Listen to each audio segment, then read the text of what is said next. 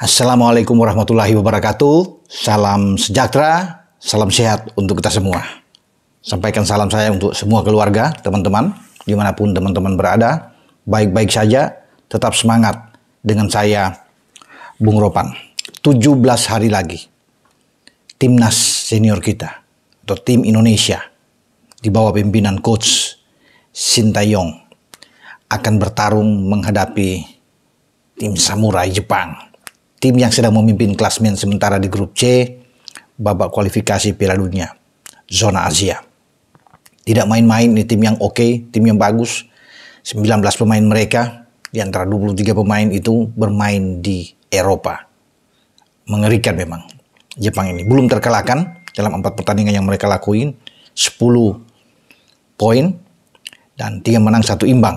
Indonesia dengan 3 poin setelah melakukan 4 pertandingan, 3 imbang dan 1 kalah. Kita kalah terakhir melawan Cina.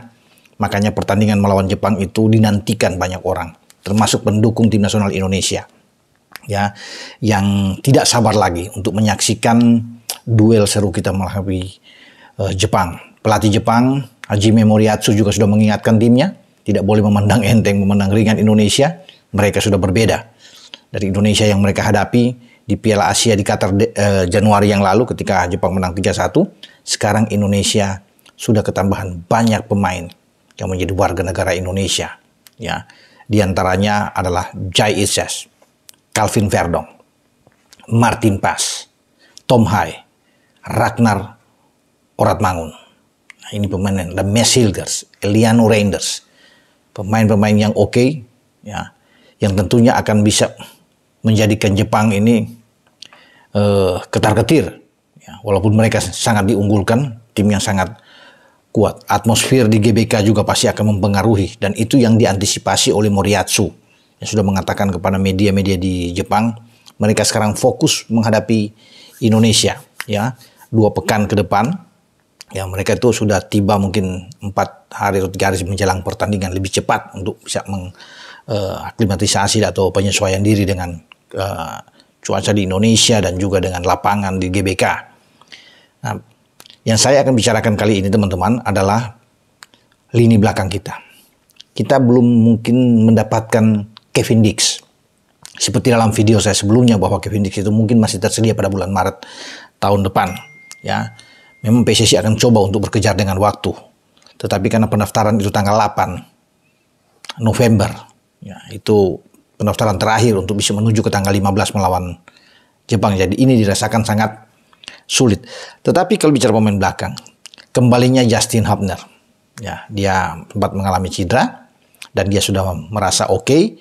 Dia ingin cepat kembali untuk bermain bersama dengan timnas. Ini menarik karena kehadiran Justin Hubner ini akan membantu Jai Ises dan Mes Hilgers untuk bisa mengatasi serangan-serangan Jepang yang dimotori oleh Ueda di sana, Kamada, Mitoma, ya, Minamino. Ini kan amunisi-amunisi terbaik yang ada di garis depan untuk tim Jepang.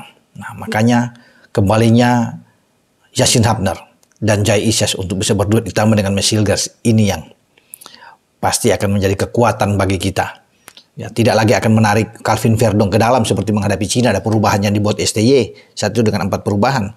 Ya, karena posisi dari Verdong diambil alih oleh Sain Patinama saat itu ketika kita kalah. Sekarang mengembalikan Verdong ke tempat asalnya, itu bek kiri. Kemudian kehadiran Justin Hubner ini dirasakan penting sekali untuk bisa menambah kekuatan kokohnya benteng pertahanan Indonesia. Sementara di kanan akan kembali diisi oleh Sandy Walsh. Saya pikir ini menjadi kombinasi yang sangat baik ketika STY menampilkan dengan 3-4-3-nya. Yang akan itu fleksibel ketika ditekan, akan ada 5 di belakang karena Verdong akan cepat turun bersama dengan Sandy Walsh untuk bisa membantu Jai, Mes, dan Justin Hubner. Memang belum bisa dipastikan nih apakah Justin ini akan langsung dimainkan sejak awal karena kita masih punya Rizky Ridho, ya, yang bisa disiapkan untuk bermain di posisi ini. Jadi siapapun yang dimainkan, Hubner atau Ridho, tetap saya pikir kita punya kekuatan yang luar biasa karena Ridho sudah terbiasa juga, ya, selama ini bermain di garis belakang bersama dengan Jai Ises. Tinggal bagaimana chemistry-nya akan dapat dengan Mes, itu yang akan kita lihat. Tapi yang pasti bagi STY bahwa lini belakang itu penting. Jepang punya lini serang yang kuat, tajam. Ya, makanya kita harus punya orang-orang yang sangat baik visi permainannya, disiplin menjaga daerah dan lawan, ya, cepat untuk melakukan counter attack untuk ke garis pertahanan lawan, dan diharapkan pertahanan kita akan selalu menyulitkan bagi Ueda, bagi Kamada, dan termasuk bagi Takefuso Kubo ketika Kubo akan dimainkan juga kan biasanya Kubo akan datang dari bench sebagai super sub. Nah, ini pasti akan berhadapan langsung dengan pemain-pemain yang masih muda seperti Justin Hubner, kemudian dengan Jai, dengan Mesh yang juga di belakang pasti akan bermain dengan habis-habisan untuk menghadapi Jepang. Saya pikir STY tidak akan banyak melakukan perubahan. Dia akan belajar banyak dengan hasil yang ada di Cina untuk tidak terjadi kesalahan di saat akan menghadapi Jepang. Tidak main-main, setelah Jepang ada Arab Saudi. Ya, tapi kita berpikir dengan Jepang dulu. Ya, makanya itu yang paling penting adalah pertahanan yang kuat. Jepang pasti akan coba mengambil alih untuk permainan penguasaan bola mereka. Tapi kalau kita punya pertahanan yang kuat akan membuat mereka frustrasi juga. Itu yang nantinya kita harapkan bersama-sama teman-teman. Ya, soal nanti siapa yang akan diisi oleh STY di tengah itu adalah urusan STY karena kita masih punya banyak kombinasi ya. Ivar memang tidak bermain, akumulasi kartu, tapi kita masih punya Nathan Cho, masih punya Tom Hai yang bisa dimainkan lebih awal. Atau kalaupun ada perubahan, ketika masuknya Justin Hubner, Justin juga masih bisa bermain ke tengah, mendorong sebagai gelandang bertahan, dan posisi di tengah untuk back 3 back berdiri sejajar itu ada Rizky Ridho. Ya, itu yang juga saya harapkan yang bisa ditampilkan oleh STY karena tidak boleh bermain-main saat ini. Ini dalam fase yang krusial, fase yang menentukan buat langkah kita untuk berbicara sampai ke babak selanjutnya. Karena setelah kita kalah lawan Cina, tentunya kita harus realistis saat ini, mengincar posisi ketiga dan keempat. Itu wajar.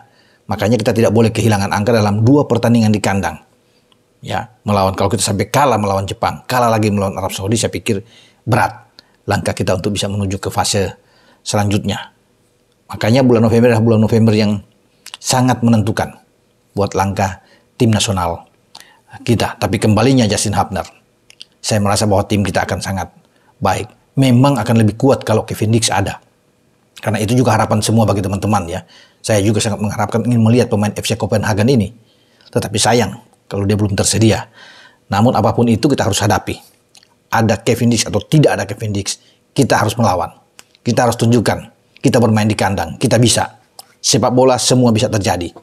Dan itu yang menjadi harapan bagi banyak orang terhadap Jai Isyas dan kawan-kawan. Kembalikan ban kapten ke Jai, maka Bang Jai akan memimpin tim kita dengan baik, dengan visi permainan dia, reading the game yang sangat bagus. Ya, kedewasaan dia bermain sebagai leader. Itu yang diinginkan oleh banyak orang. Sampai kita akan menyaksikan nanti duel melawan Jepang. Dengan hadirnya kembali seorang anak muda seperti Hubner untuk bisa mengisi posisi belakang bersama dengan Mesh dan Jai, atau dia bisa didorong ke gelandang bertahan. Semua tergantung dari Coach Shin yang lebih tahu tentunya dan bertanggung jawab. Dengan saya Bung Ropan, ciao.